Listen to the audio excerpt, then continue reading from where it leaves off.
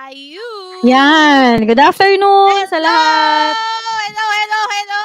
Good Yes. afternoon po. Welcome back po muli sa ating DepEd Tulay online tutorial ngayon pong huling linggo ng ikalawang markahan. Kamusta naman ang inyong Yes. health break, Tutor Maika? Kamusta naman? Ayun, good afternoon sa inyong lahat. Mabuting-mabuti ang aming academic sapagkat talagang nasulit namin ang 2 Yun! linggo para sa ating mga teacher at 3 linggo para sa ating mga mag-aaral. Talaga, sulit Yan. talaga ang 2 weeks Yes. break. At lalo na sana yung mga estudyante natin, kung magtataka po kayo ay saan na po kami naka-live po ngayon. And syempre Sa po, DepEd. nandito na po tayo sa DepEd Tulay Facebook and YouTube channel. Starting po ngayong week nito.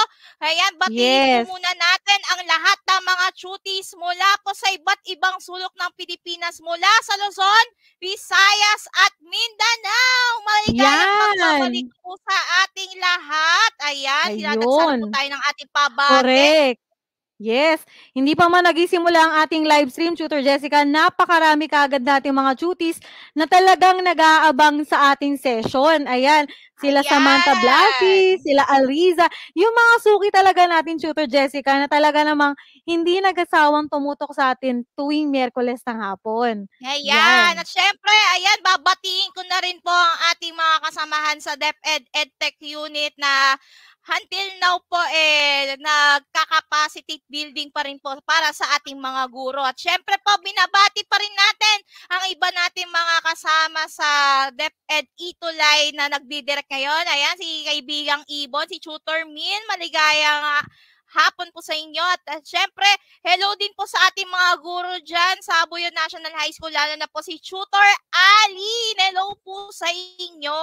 At syempre, hindi na po kami ni Tutor Maika makakasama po natin ngayong hapon dahil meron po tayong espesyal. As in, espesyal po talaga ang linggong ito sapagkat nagtatapos na nga po tayo sa quarter 2 at bagamat medyo napaikli pa man ng ating pag-uusapan ngayon, maghanda na kayo dyan. Siyempre, i-share nyo na po ang ating Facebook page para po sa ganun, madali po tayong mahikayat ng iba pa nating mga kaitulay sa buong Pilipinas. Yan ha. Siyempre, babatiin ko na rin po ang iba nating mga kasama sa DepEd SDO Rizal Province sa pangunguna po ng aming SDS, ang aming happiest teacher, Che. Ayan, maraming salamat po. At syempre po, hello din po sa ating mga kasama sa, ayan, sa SDO Pampanga. Syempre, suki na natin yan. Si Ma'am Jocelyn Bacani, si Ma'am Marisa Biray. Ayan, hello po sa inyo. Syempre, kay Ma'am Dina Jimenez po na talagang nag-aabang po sa atin.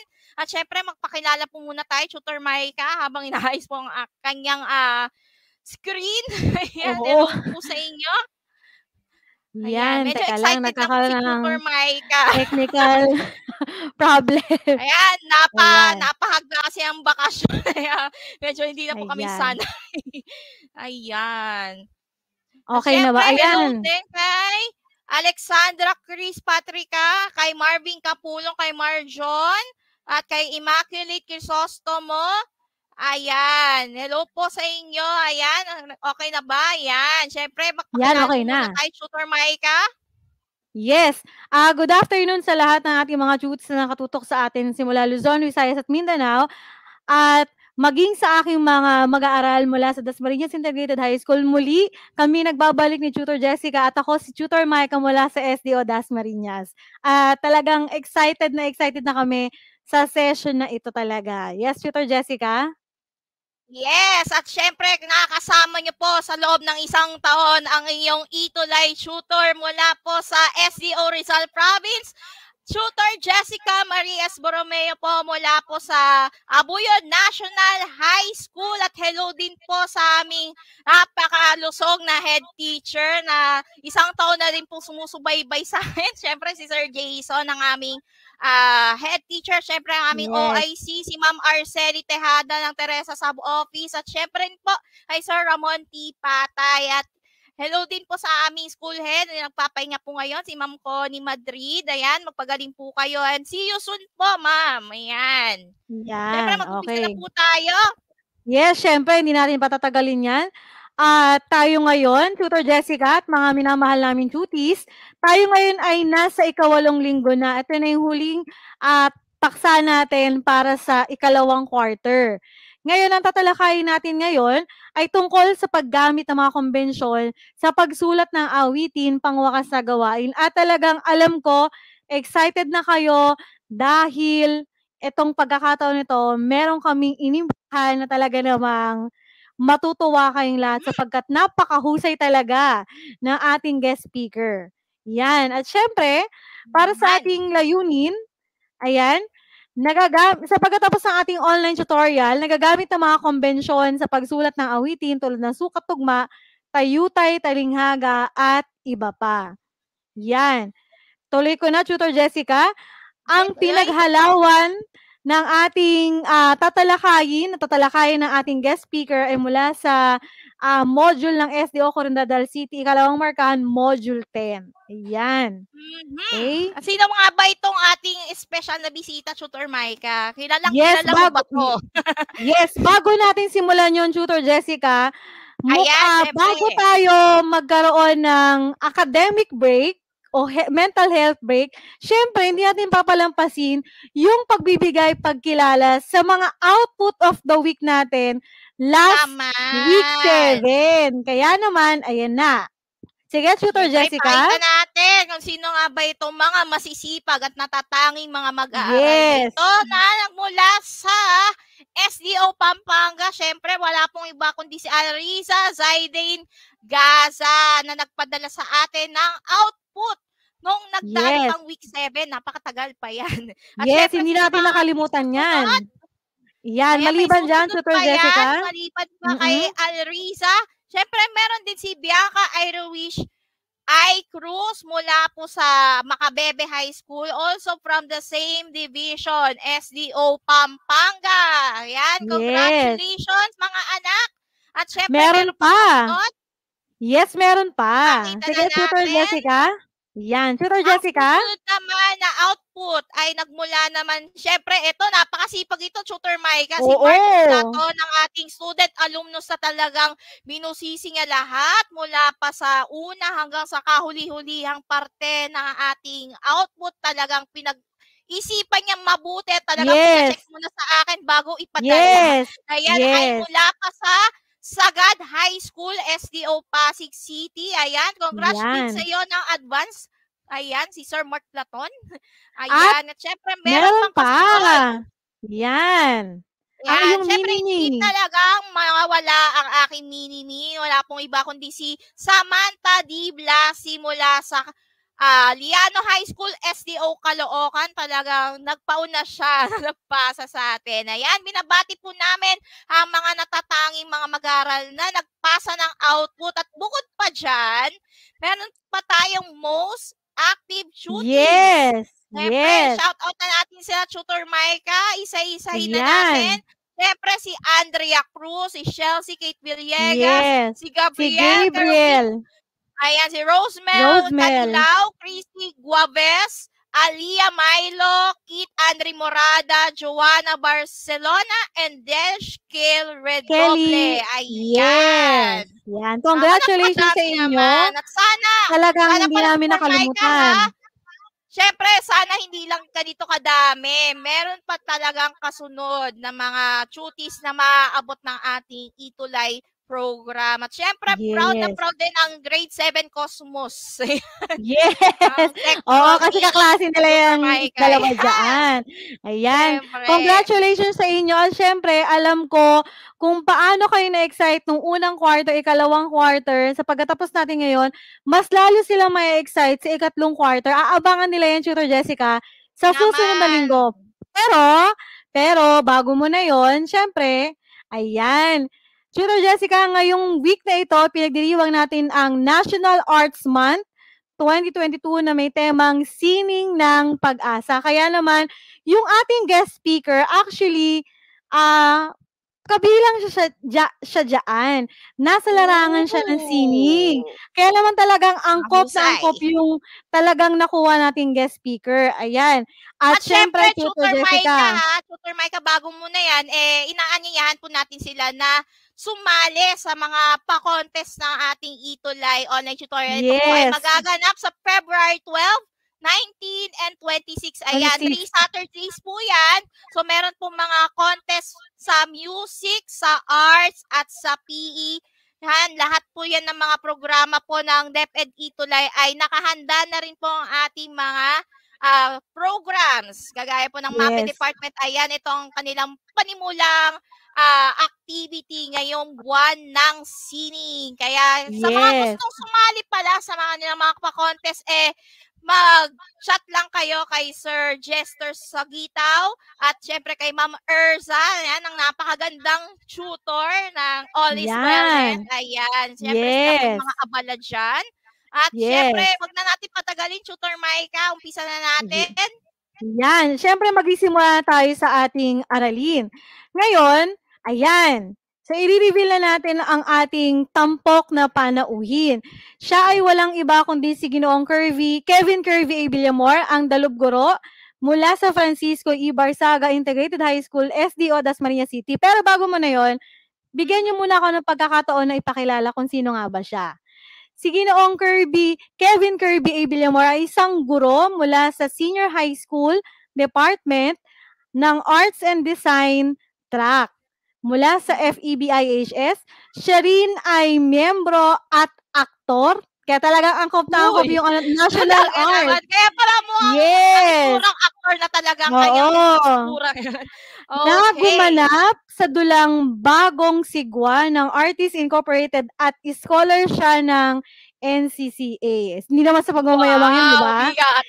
Yan. Siya ay isang mga awit, miyembro ng koro, na nakapagtanghal na, Tutor Jessica, magugulat ka, sa mga bansa sa Europa. Di ba? Wow, grabe. Pasama naman, sir.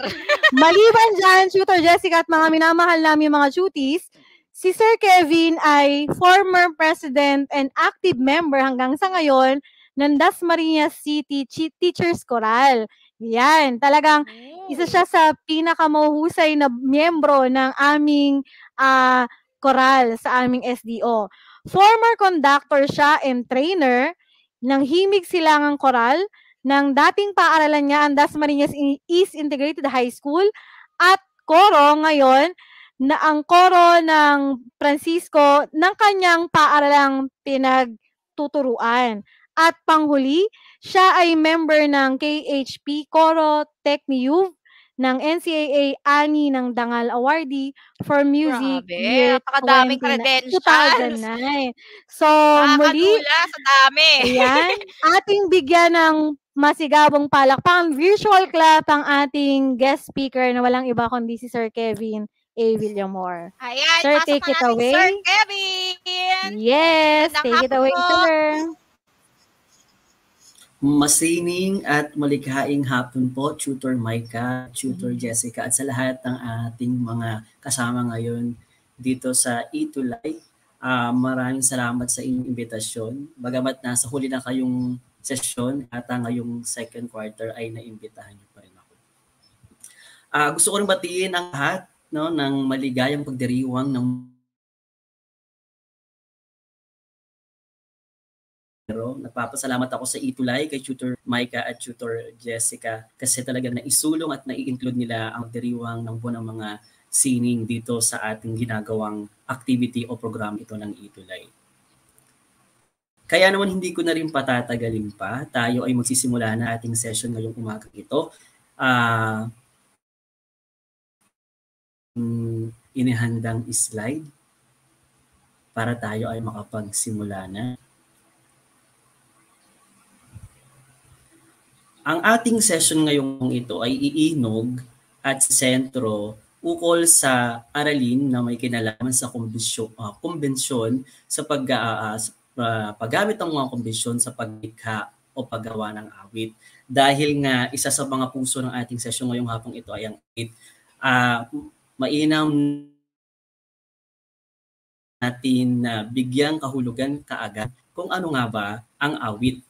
Ayon dito sa ating slide, ang awit ay isang uri ng tulang pasalaysay na binubuo ng tig-apat na taludtod bawat saknong. Ang bawat taludtod ay may 12 pantig at isahan ang tradisyonal na dulong tugma nito. Sa iba pang mga definisyon, binibigyan din pagpapakahulugan ng awit bilang pangkalahatang tawag sa kanta o musikang pamboses. Pero kung ating mababatid, sa paglipas ng panahon, nagkaroon tayo ng mga pagbabago rin o evolusyon sa paglikha ng isang awit. No? Nagkaroon yung mga genre, nanganak din yung mga anyo nito at ayun yung mga lalamanin ng mga elementong ating pag-uusapan mamaya. Next slide, atin namang alamin kung ano naman ang tula. Sa kabilang banda, ang tula ay isang anyo ng panitikan na naglalayong maipahayag ang damdamin sa malayang paraan. Kung babalikan natin kanina, binigyang kahulugan ang awit bilang isang tula, isang anyo ng tulo na nilalapatan ng musika. Ang tula na isa ring anyo ng panitikan, no, na naglalayong maipahayag ang damdamin sa malayang paraan. Ayon din kay Samuel Taylor, binigyang pakahulugan niya ang tula bilang pinakamabuting salita sa pinakamabuting kaayusan. Kasi ang tula, katulad ng awit, sila ay may iba't ibang sangkap o elemento na isinasaayos. Ibig sabihin, ito ay may istruktura. Dapat isinasaayos para matamo natin yung tamang pagkakaayos sa mga elementong ito at magkaroon tayo ng isang ganap na akda na pwede nating tawaging tula o isang awit. Dahil dyan, ating alamin pagkakatulad at ang pagkakaiba ng tula at awitin. Next slide. Ang pagkakatulad ng awit at tula. Ang awit at tula ay parehong sinusulat na mayroong taludtod at saknong, na ilalaharin dito ang mga damdamin na nais ipahayag ng manunulat. Katulad ng iba't ibang anyo o forma ng sining, nagagamit natin bilang bihikulo para mailabas ang ating saloobin o ma-express yung ating saloobin, ating balintanaw, ating opinion, ang ating perspektiba sa mga bagay, gamit itong mga anyo ng sining na ito, partikular ang tula at ang awit. Ang tula at awit ay parehong isinusulat na mayroong taludtod at saknong. Halimbawa, ang awiting Lupang Hinirang, ang pundasyon nito ay isang tula. No? Bayang magiliw, perlas ng silanganan, alab ng puso, sa dibdib mo'y buhay, unang saknong. Lupang hinirang, duyan ng magiting, sa manlulupig, di ka pasisiil. Ang mga elementong itong pangpanitikan ay dapat ibangga sa mga elementong pangmusikal. No? Hindi pa natin to pag-uusapan yung mga elementong pangmusikal, pero itong tugma na to, itong mga sukat na ito, itong iba't ibang elementong pag-uusapan nating mamaya ay may kinalaman para mabigyan at makilala nating mahusay at makagawa kayo ng isang awit o ng isang tula. Samantala, ang pagkakaiba naman ng awit at ng tula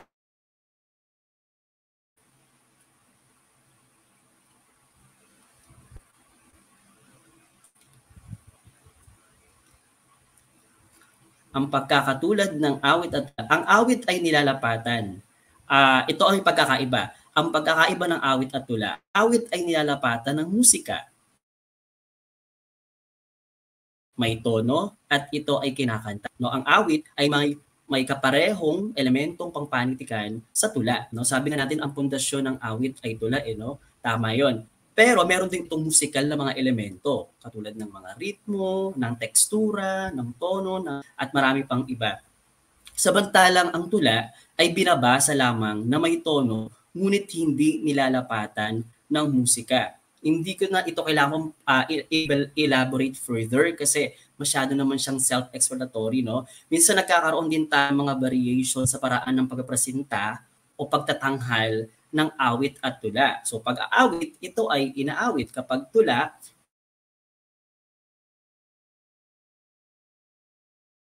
sa lukuyang panahon, meron na rin tayong iba't ibang forma ng sining na maaari nating i-associate dito sa tula o sa patulang pagtatanghal katulad ng spoken poetry. Diba? Isa yan sa mahalaga o isa magandang indikasyon ng evolusyon ng gawa at pagtatanghal ng isang tula. Next slide.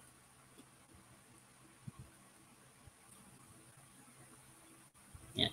Ngayon, meron tayo ditong isang halimbawa, isang magandang halimbawa ng isang awiting pambayan ng Pilipinas. Ito ay pinamagatang Dandansoy. Ang Dandansoy ay isa sa mga folk song, no? Awiting bayan na unang inawit o nilikha sa isla ng Panay hanggang sa nagkaroon ito ng iba't ibang adaptasyon at version sa iba't iba ring parte ng ating bansa. Nagkaroon din doon ng iba't ibang salin ng wika. Meron itong versyong Tagalog at sa iba't ibang wika at lingwahe sa Pilipinas. Ngayon, subukan natin itong itanghal. No, kuha lang tayo ng ilang bahagi nito at mamaya gagawin din natin o kukunin natin itong awiting ito bilang halimbawa rin sa mga mapag-uusapan nating elemento ng tula o ng awit.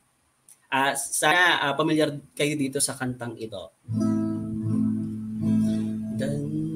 Dansoy bayan tayo pauwi ako sa bayaw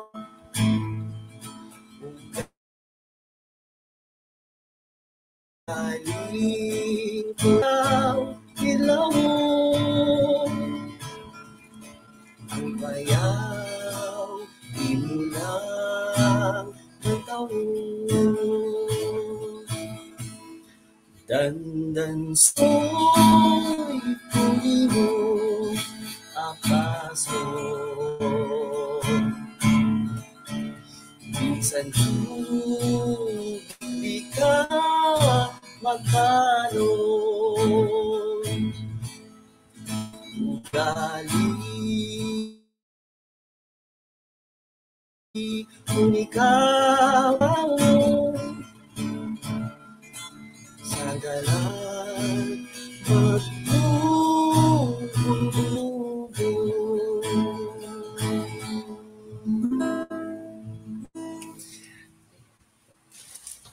Ngayon, alamin natin ang iba't ibang elemento mayroon ng isang awit o isang tula. Ito ay mga elementong pangpanitikan. Next slide.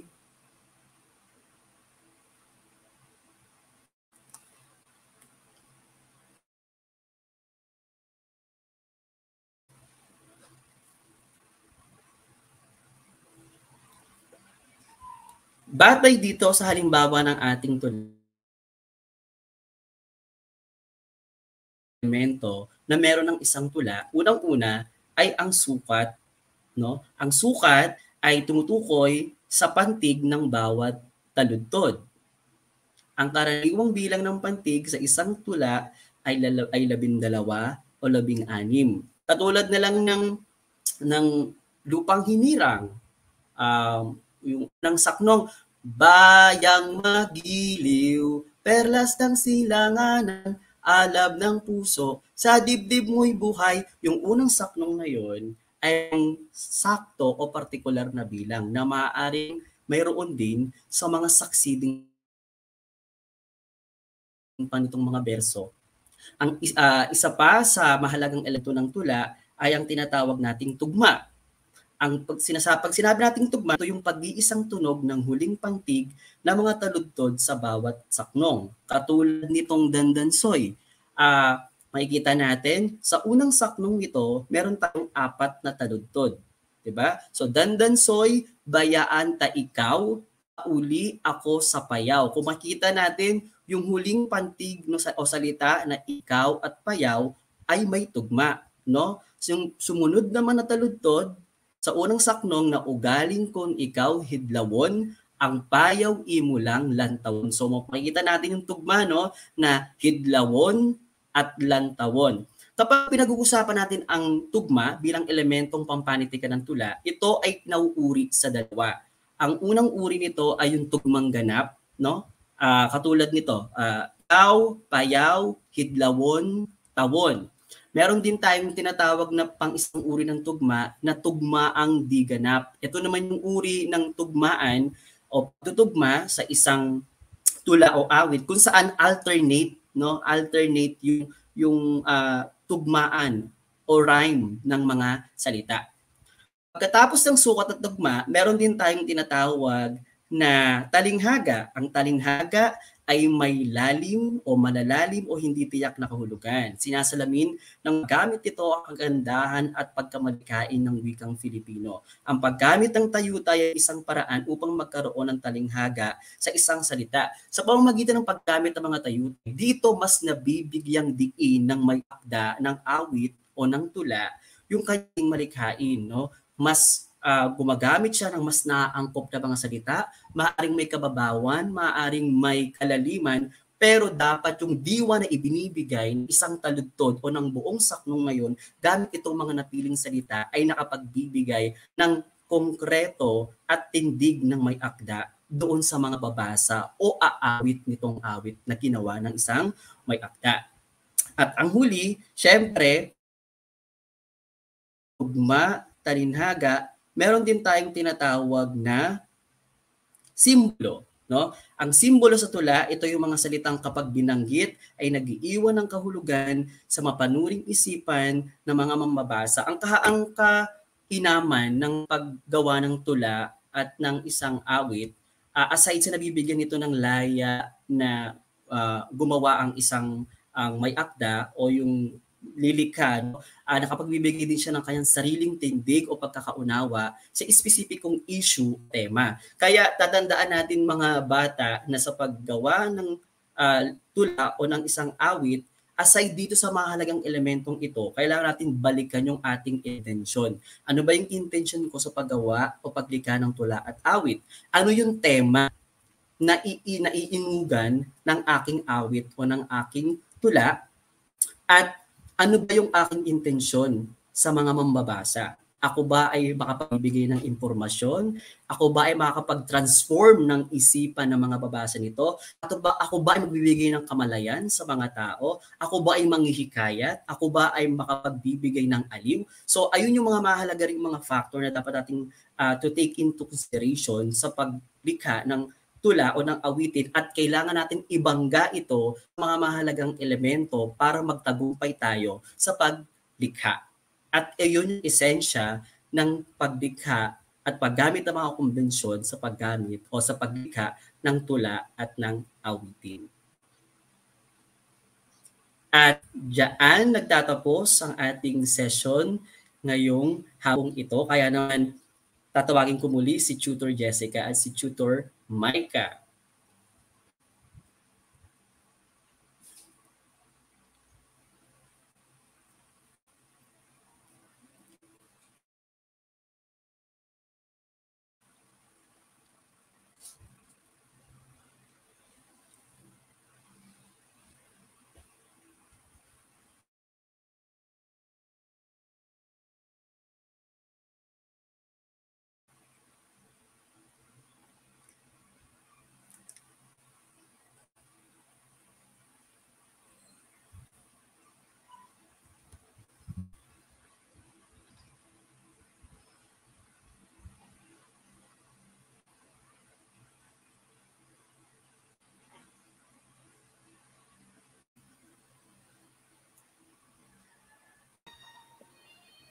Ayan! Napakahusay talaga ng pagkakasalin-salin ng ating napag-aralan. Alam niyo ba, Tutor Micah, yan ang lagi kinakanta ng tatay ko. Wow! Ayan. Kaya pamilyar sa akin yung linya ng Dandansoy. Ito nga ay isang kwento ni Dandansoy na nangako siya sa kanyang iniibig na siya'y babalikan. At hindi lang yan ha, ito ay isang pagsubok talaga na kumbaga, kung tapat at totoo ka nagmamahal, magagawa mo yung pinabilin sa kanya gaya ng pag-abot ng panyo. Ayan. At syempre, madami din sa ating mga chutis ang natuwa sa talakay ni Sir Kevin. Kaya puntong ito ay binabahagi naman namin sa inyo ang aming espesyal na handog sa inyong ipinakitang kahusayan sa pag-awit, lalo na sa pagsasali ng ating napag-aralan ngayong hapon. Yan, Tutor Micah. Ayan. Sir Kevin, talagang ang mga duties natin ay tuwang-tuwa. Ayan, sabi nila napakahusay mo raw umawit. Ang galing niyo po, ang pogi niyo daw. Ayan. Yun ang unang Ayan. ko-comment At pogi talaga eh. nagpapasalamat sila sa iyo, sir. Dahil talagang napakahusay daw ng iyong pagkakatalakay. Ayan. Maliban daw, Ayan, Sir hello. Kevin. Nabati din natin si Sir Sunny, yan, ang ating Yan. tutor sa MAPE Department. Ayan, maraming salamat, Ayan. Sir Sunny. Ayan, Ayan. maraming nagpapasalamat sa inyong pagbabahagi ng iyong talento at lalo na ang iyong kagalingan sa pagkukumpara ng awit at tula. Kaya naman itong aming handog na sertipiko ng pagkilala mula po kay Yes. Sir Kevin Kirby A. Villamor bilang isa sa aming mga as resource speaker para po sa ating ikalawang markahan ng Itulay Recognition Week given this 9th day of February 2022 in DepEd Central Office, Meralco Avenue, Pasig City, Philippines. Siyempre, galing po yan sa aming tutor Mike at siyempre sa aming program head, si Sir Romel Agoncillo Jr., sa aming program project lead, Sir Mark Anthony F. Hamisal, ang aming EdTech specialist at siyempre, si Sir Mark Anthony CC, ang aming head ng ICTS EdTech Unit. Ayan, pasalamatan din naman natin si Sir Kevin. Yes, congratulations Sir Kevin, and talagang marami kaming natutuhan at talagang natutuwa talaga lalo na nung narinig nila na ikaw ay umawit sa kanila. Kasi first time lang yun, sir. Yan. First time namin nakarinig ng totoong harana galing sa isang napakagaling na aktor. Lahat na yata na nasabi yung Tutor Micah. Ayan, hindi na namin na isa-isa. Maraming salamat din po, Tutor Jessica, Tutor Micah. Mabuhay po kayo. Maraming pong salamat. Yes, thank you. At para sa yes, thank you sir. Sa pagpapatuloy natin, Tutor Jessica. Ayan. Tayo ngayon ay nasa pagpaparangal din. Okay? Pararangalan natin ang mga mahuhusay na mga duties natin sa ikalawang markahan na talagang hindi nagsawang tumutok sa atin at nag-aabang simula unang linggo ng pag-airing natin sa ikalawang markahan hanggang sa ngayon. Okay, sino-sino nga ba sila, Tutor Jessica? Siyempre, unahin na natin si Samantha Blasi ng Liano High School, SDO Caloocan. At siyempre, ang kasunod ay si Gabriel Kerubi ng Novaliches High School. Ito ay isa lamang sa mga mag-aaral na nanguna sa atin sa pagpapasa ng output at syempre sa pagiging aktibo sa ating Itulay online tutorial ng ikalawang markahan. Pagbati po sa inyo, Samantha and Gabriel. Ayan, meron pa kasunod? Yes, meron pa. Ayan. Maliban dyan, nandyan din si Alriza Zaidenti Gaza ng Macabebe High School mula sa SDO Pampanga na talaga namang hindi rin nagsawa magpadala ng mga output kada linggo. Bukod sa kanya, nariyan din si Celzi, ang aking minimi, Celzi Gate Villegas mula sa Barrio High School, SDO Pampanga rin. Ayan, congratulations sa inyong dalawa. Congrats! Yes. Siyempre may kasunod pa yan. Hindi lang po yan ha. Meron pa tayong isinama ng mga most active duties ha. Kahit hindi sila nagpapasa ng output talagang sumusubaybay pa rin sila sa atin. Kaya sa susunod na quarter sana ganyan pa rin kayo ka-supportive. Gaya ni Marvin Kapulong ng Macabebe High School. At siyempre meron pang isang nadagdagan. Si Carlo Miguel Malonzo. Ayan, binabati namin kayo na SDO Pampanga, yan. Parehas lang sila ng division. Ayan, congratulations po sa inyo. At syempre, may kasunod pa? Syempre, ang aking ipinagmamalaki, nariyan si Mark Alvin Platon na hindi rin talaga nagsawa. Talagang pinapacheck niya yung mga output niya sa atin bago niya i-post para matiyak niya kung talaga bang ito ay tugma sa pinapagawa natin. Pagbati sa iyo, Mark Alvin. At si Bianca Irish I. Cruz ng Macabebe High School, SDO Pampanga. Congratulations sa inyong dalawa. At sa naunang apat. Yes. Ayan. At syempre, eto na nga. Ang napaka-supportive na estudyante ni Tutor Mike. Si Julia Starsander Makapagal, si Cassandra Joyce Digma, at si Kit Andre Morada ng Dasmariñas Dasmariñas. Integrated High School, grade 7 Cosmos. Yes. And Yes, then, yung ano isa pa dyan lang yung ay section, special ayan, science. EMPA. Yes. Ayun. Yan. Siyempre, Okay? pagbati na rin kay Tutor Micah na napaka-supportive na teacher sa Filipino 7. Ayan, Yes. maraming salamat at binabati po namin kayo. At syempre, ito na ang pinakainihintay ng lahat. Sino Ang nga ba? kanilang Alin nga ba ang mga most mga active paaralan. schools? Ayan. Syempre, 3 ang aming pinili. Ito ay nakabase na rin sa dami ng mga nag-a-attendance. Pangalawa ay sa mga nag-share. At syempre sa aktibo ninyong partisipasyon. Kaya ito ang naging basihan para makapili po kami ng most active schools at more supportive schools ng ikalawang markahan. Yes. Syempre, ang naunguna sa pinaka-aktibong paaralan ay ang Yan. Baruya High School. Yes, ang Baruya Yan, High School. Ayan. congratulations. Ng At SDO syempre, Pampanga. ayan, may pangalawa pa yan. Syempre, bukod pa sa Baruya High School, meron ding Macabebe High School. Ayan, Yan. binabati po namin ang inyong mga guro, si Ma'am Jocelyn Bacani at si Ma'am Marisa Biray. Ayan, binabati po namin kayo at napaka-supportive po ninyo na mga guro sa Pilipino. At syempre, hindi Ang dati pinakahuli. ang pinakahuli. Syempre, saan pa nga ba, Tutor Mike? Yes. Siyempre, ang aking pinagmamalaking paaralan, ang Dasmariñas Integrated High School mula sa SDO Dasmariñas. Ayan, congratulations sa mga paaralan na talaga namang patuloy na sumusuporta sa atin.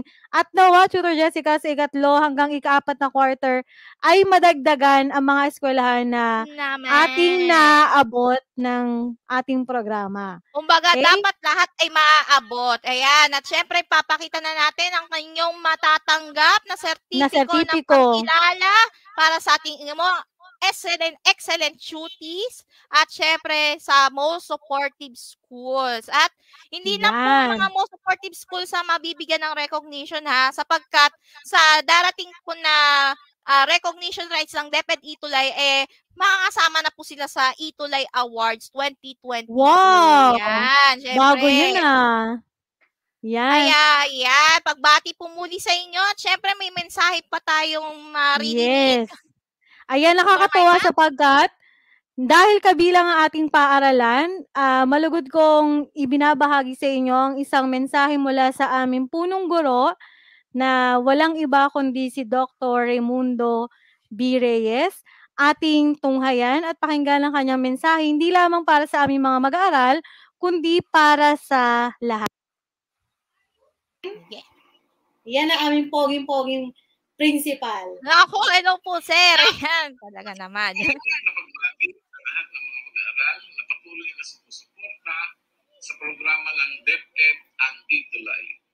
Masasabi natin hindi naging hadlang ang pandemya sa pagtamo at pagkatuto ng mga mag-aaral at pag-abot ng karunungan dahil sa mga programang inilunsad ng kagawaran at ng ating paaralan, katuwang ang mga kasama nating guro. Ako ay nalulugod dahil ang ating paaralan mula sa SDO Dasmariñas ay isa sa mga sumusuporta sa mga programang ito. Nagagalak din ako ibalita at nagpapasalamat ako sa lahat ng mga mag-aaral sa kanilang pagpupursige na mapalawak ang kanilang kaalaman. Bukod tangi kong binabati ang mga mag-aaral nating sina Julian Scarsander Macapagal, Cassandra Joyce Digma at Kate Andre Murada na ginawaran ng excellent duty for second quarter at nagpapasalamat din ako dahil muli na namang ginawaran ang ating paaralan bilang most supporting school. Maraming salamat at patuloy tayong mag-ingat sa pagpasok at sa ating pang-araw-araw na gawain. Thank you very much and more power to you. Yay! Maraming salamat po, sir. At syempre, naman, right ako din, na-touch din ako. Syempre, pagbati rin sa lahat ng mga duties na napagtagumpayan ang ikalawang markahan. Kaya, pagbati po sa inyo mula sa aming Tutor Micah. At syempre, maraming salamat din po sa mga nakasama din natin sa Itulay quarter 2 sa ating DepEd EdTech Unit Facebook page. Pero sa umpisa ngayon ng third quarter, mapapanood nyo na po kami sa DepEd Itulay Facebook page. At syempre maraming salamat po sa pagsama sa amin at lalo na sa akin na nakaisang taon na po akong Itulay tutor simula pa noong February 10 hanggang sa kasalukuyan po.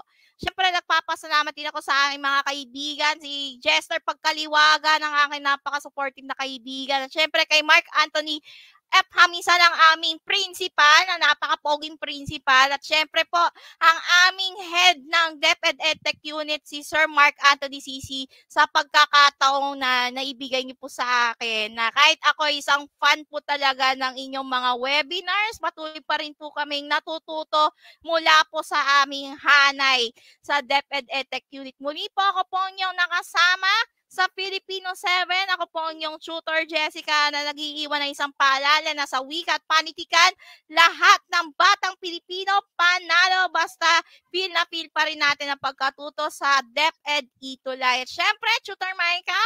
Yes, sabi nga natin, naging matamis ang kanilang tagumpay dahil sa mga guro nila sa Filipino na patuloy na gumagabay sa kanila at sa kanilang mga magulang. Kaya kami ni Tutor Jessica ay nagpapasalamat sa lahat ng aming naging katuwang at naging bahagi upang mapalawak at matuto ang ating mga mag-aaral. Muli, ako si Tutor Maika mula sa SDO Dasmariñas na nagsasabi na panalo ang kabataang may kaalaman sa wika at panitikan.